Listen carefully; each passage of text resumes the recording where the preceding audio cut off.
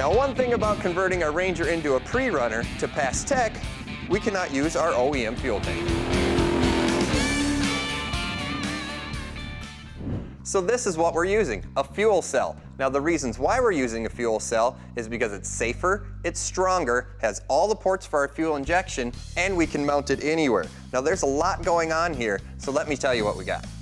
Now all the ports have a purpose. The bottom ports are for the fuel outlet. They sit low in the tank, and you should face them towards the rear of the truck. That way when you stomp on the throttle, all the fuel runs towards the fittings. The ports on the top do two different things.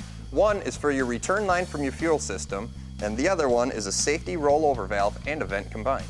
The cap covers a large diameter hole to help you refuel quickly and has a safety latch to keep it in place. And lastly, we have the fuel sending unit. This is what's going to tell us how much fuel is in our tank. And inside of here, it's not just an empty tank. Inside the cell, there are actually anti-slosh measures. First, there's some aluminum baffles, and on the sides and bottom of the tank, there's actually foam. This foam not only helps with sloshing, it also helps keep the fuel pooled in the lower sump. Now there's many different sizes of fuel cells. You can actually even get a fuel cell that'll bolt into your stock location. But for our use, we went with a square style fuel cell because we can pretty much mount it anywhere we want to. They also make different types of fuel cells. There's aluminum, steel, and plastic. We chose aluminum to help reflect the sun in that hot desert heat.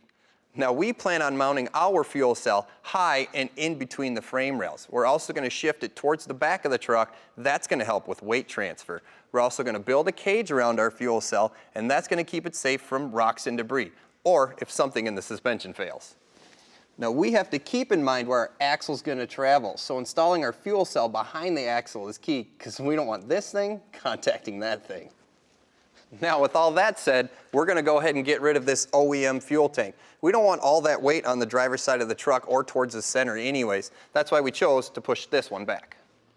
Now the big message here is safety. That's why you guys got to choose the right fuel cell for your application, because if you think about application, think about location, think about safety, and think about fuel delivery before you get out on the course, then you can just concentrate on winning and not think about anything else.